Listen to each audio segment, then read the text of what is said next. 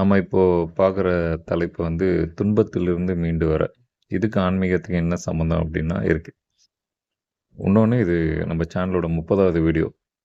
So இது வந்து ஒரு ஒரு ஒரு மிக்ஸ்டு வெர்ஷனாக இருக்கட்டும், இறை வழிபாடும் இருக்கட்டும், சைக்காலஜிக்கலாகவும் இருக்கட்டும் அப்படின்னு தான் இந்த டாபிக் சூஸ் பண்ணது.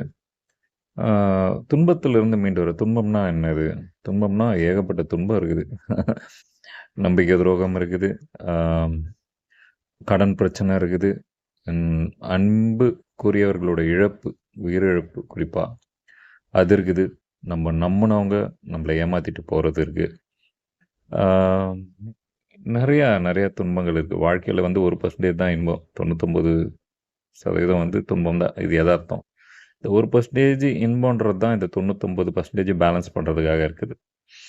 ஸோ இதுமாரி ஒரு இக்கட்டான சூழ்நிலையில் அது வந்து நம்ம வந்து இது 7 சனி, ராகு தசை, கேது தசை, இது வந்து உங்களுக்கு பாதகாதிபதி தசை, அஷ்டம அதிபதி தசை, அதெல்லாம் நான் பேச வரல.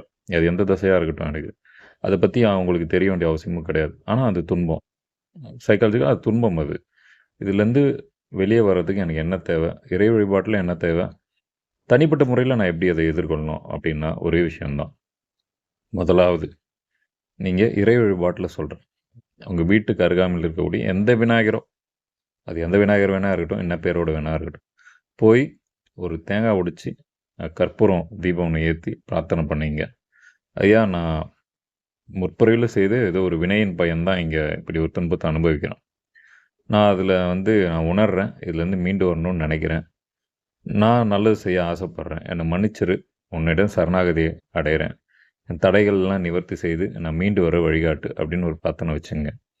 அதுக்கப்புறம் நேராக குலதெய்வம் எங்கே இருக்குதோ உங்கள் குலதெய்வம், அங்கே நேராக போயிடுங்க.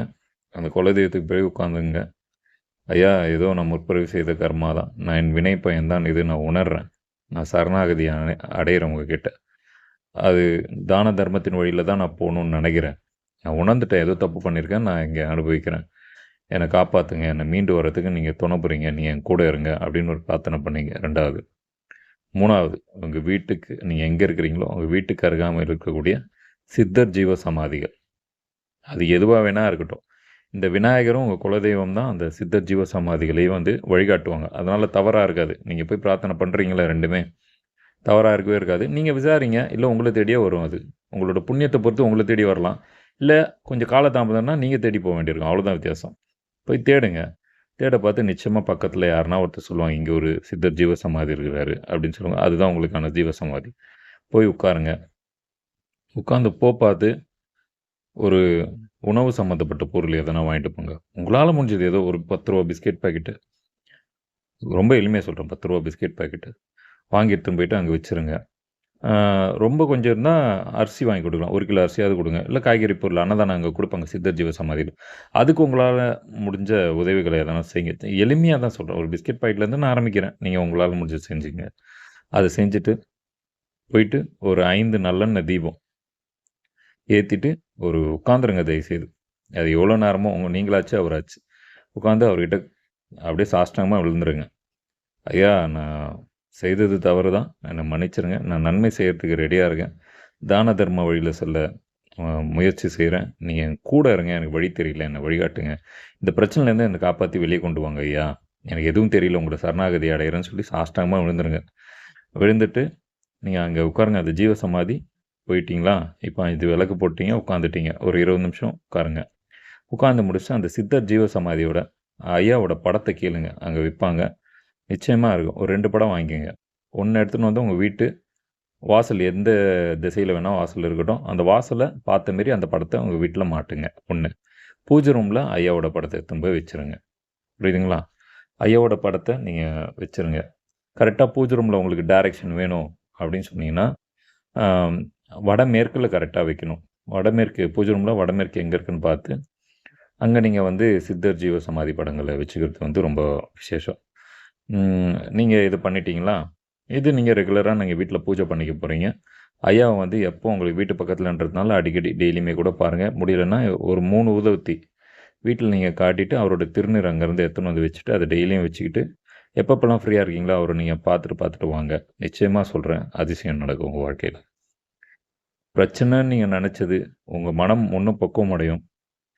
அப்புறம் அந்த பிரச்சனையை எதிர்கொள்றதுக்கான தைரியம் கிடைக்கும். அதுக்கான ஆட்கள் உங்களை தேடி வருவாங்க. அதுக்கப்புறம் அந்த பிரச்சனைய நேர்கோட்டில நீங்களே சந்திப்பீங்க.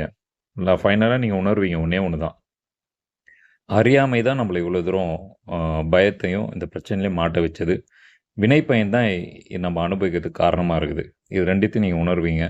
இது உணர்ந்துட்டீங்கன்னா, தர்மம் உங்க மனதில வந்துரும். தர்மம் வந்துச்சுன்னா, தயவு வந்துரும். தயவு வந்துச்சுன்னா, தான தர்மம் செய்வீங்க. தான தர்மம் செஞ்சுட்டீங்கன்னா, கடவுள உணர்வீங்க. கடவுள உணர்ந்துட்டீங்கன்னா, நீங்களும் கடவுளும் ஒண்ணுதான்னு உங்களுக்கு புரிய ஆரம்பிச்சுரும். இவ்வளோ தான் இருக்குது வாழ்க்கையில துன்பத்திலேருந்து மீண்டு வர்றதுக்கு. பயப்படாதீங்க. துன்பம் நல்லது. துன்பம் எப்போ ஒரு மனிதனுக்கு வருதோ, அவனுக்கு அடுத்து ஒரு மிகப்பெரிய அனுபவம் இருக்குது. மிகப்பெரிய சூப்பரான லைஃப் இருக்குது. எழுதி வச்சுக்கங்க. நான் சொல்றேன். சூப்பரான லைஃப் இருக்குது. அத சந்திக்கணும்.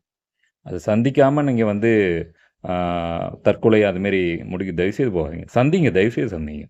அந்த பீரியட கிராஸ் பண்ண வந்துட்டீங்கன்னா, உங்கள அடிச்சுக்கிறதுக்கு யாருமே கிடையாது. 10,000 பேருக்கு நீங்க அட்வைஸ் சொல்லுவீங்க. புரியுதுங்களா? அத சந்திங்க தயவுசெய்து. அப்படி யாருன்னா ஒரு ஆள் இருக்கிறாங்களா?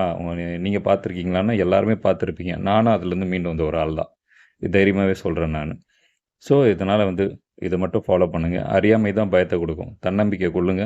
எப்படியாப்பட்ட கஷ்டம் வந்தாலும் நம்ம ஒரு நாள் மேல வந்துருவோம்டா அப்படின்னு நீங்க நெனைங்க. நீங்க வரலன்னா நீங்க என்ன கேளுங்க. ஏன்னா, இறைவன் யார எதிர்பார்க்கிறாருன்னா, தன்னம்பிக்கை கொள்றவனையும், தான தர்மம் செய்றவனையும் இறைவன் விடுறதே இல்ல. இவங்க 2 பேருக்கு தான் கணப்பொழுதுல வந்து கலியுகத்தில தோன்றும்ன்னு நான் சொல்லல. கிருஷ்ண பரமாத்மா சொல்லியிருக்காரு. அதனால நிச்சயமா தோன்றுவாரு. இந்த யுகத்தில அதிசயங்கள் நடந்துட்டு தான் இருக்கு.